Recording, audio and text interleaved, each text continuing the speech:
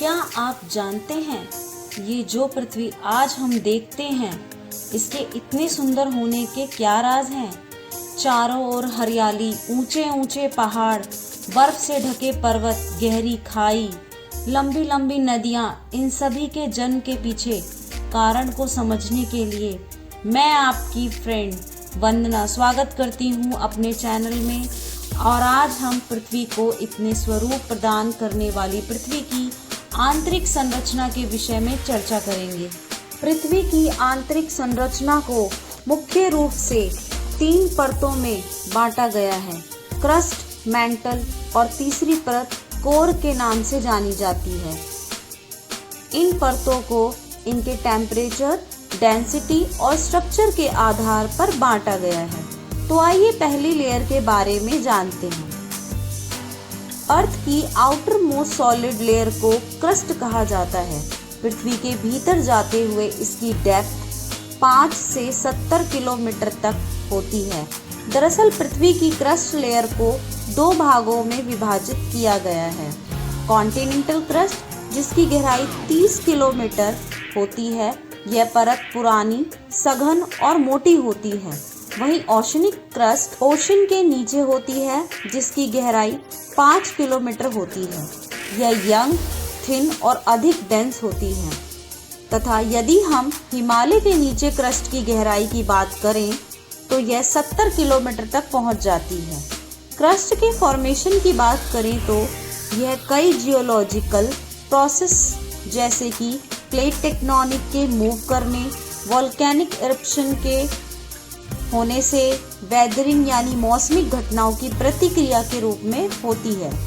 Crust में rocks and minerals जैसे granite, basalt और सेडिमेंट्री रॉक्स का समावेश पाया जाता है। आइए जानते हैं कि अर्थ के टेम्परेचर और डेंसिटी की क्या स्थिति होती है। अर्थ की गहराई में जाते हुए क्रस्ट का टेम्परेचर प्रत्येक किलोमीटर पर 25 से 30 डिग्री सेल्सियस बढ़ता जाता है।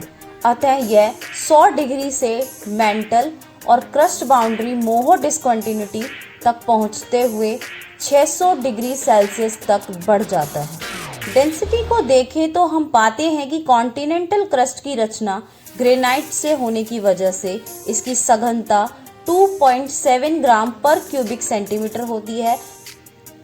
वहीं ओशनिक क्रस्ट की सघनता 2.9 से 3 ग्राम पर क्यूबिक हो जाती है।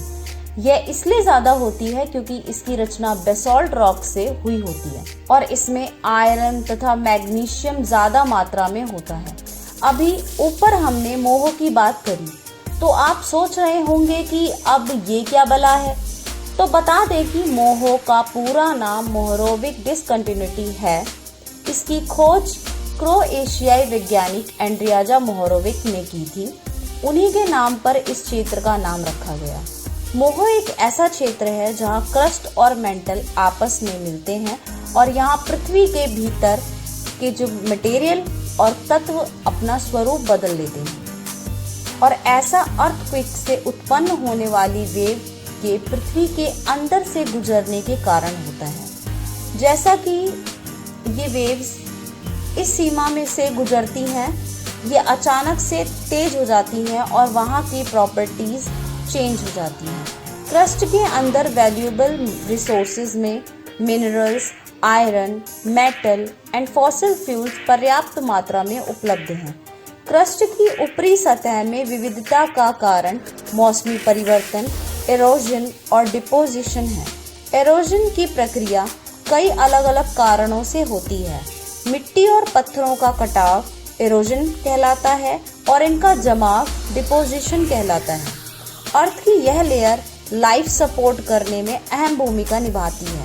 इसके बाद भूमि की और गहराई में जाते हुए मेंटल लेयर मिलती है जो second layer of the earth कहलाती है।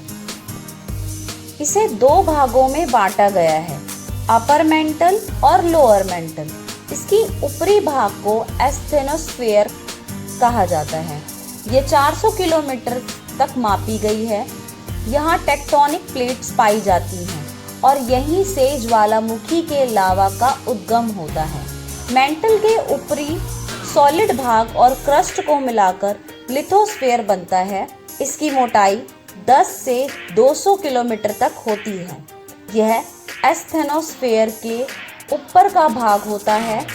Mental layer mainly silicate rock से बनी है, जिसमें आयरन और मैग्नीशियम अधिक मात्रा में पाया जाता है। अर्थ के सरफेस से 660 किलोमीटर से तकरीबन 2900 किलोमीटर तक लोअर मेंटल होती है। यह लिक्विड अवस्था में पाई जाती है। जैसा कि हम आपको पहले भी बता चुके हैं कि टेम्परेचर हमारे और नीचे जाने से बढ़ता ही जाएगा, तो यह अपर मेंटल्स में 500 डिग्री सेल्सियस से शुरू होकर लोअर मेंटल में 4000 डिग्री सेल्सियस तक बढ़ जाता है। वहीं डेंसिटी भी 3.3 ग्राम पर क्यूबिक सेंटीमीटर से 5.6 ग्राम पर सेंटीमीटर क्यूबिक तक बढ़ जाती है। अर्थ के सरफेस पर जो फीचर्स आज हम देखते हैं वह मेंटल लेयर के अस्तित्व के कारण ही संभव हो पाई है, क्योंकि इसी लेयर के कारण पृथ्वी की ऊपरी संरचना का पुनः नवचक्रण संभव हो पाता है, यानी वह नए प्रकार से बन पाती है। क्या आप जानते हैं कुछ डायमंड्स मेंटल में ही निर्मित होकर वोल्केनिक इरप्शन के दौरान बाहर आते हैं। है ना कितना रोचक तथ्य। चलिए आगे चलते हैं अर्थ की और गहराई में, जहां हम मिलेंगे कोर लेयर से। यह भी 2 भागों में विभाजित होती है, आउटर कोर जो लिक्विड फॉर्म में है और इनर कोर जो अत्यधिक प्रेशर और हीट के कारण सॉलिड फॉर्म में मिलती है। इसमें मेन कंपोनेंट्स आयरन और निकल पाया जाता है। और आउटर कोर की बात करें तो इसकी थिकनेस 2250 किलोमीटर तथा टेम्परेचर 4000 डिग्री सेल्सियस से 6000 डिग्री सेल्सियस तक होता है। इसमें निकल और सल्फर पाया जाता है, इसलिए इसे नीफे के नाम से भी जाना जाता है। कि कोर लेयर के भी अपने ही फायदे हैं, जैसे कि अर्थ के मैग्नेटिक फील्ड को जनरेट करती है और कोर और मेंटल के इंटरेक्शन के कारण पृथ्वी अपने एक्सिस पर रोटेट कर पाती है। और भी कई महत्वपूर्ण पक्ष इसमें शामिल होते हैं। आज के लिए बस इतना ही। मिलते हैं आपसे अपनी अगली वीडियो में। अगर वीडियो पसंद आई हो तो लाइक, शेयर और सब्सक्राइब करना ना भूलें। धन्यवाद।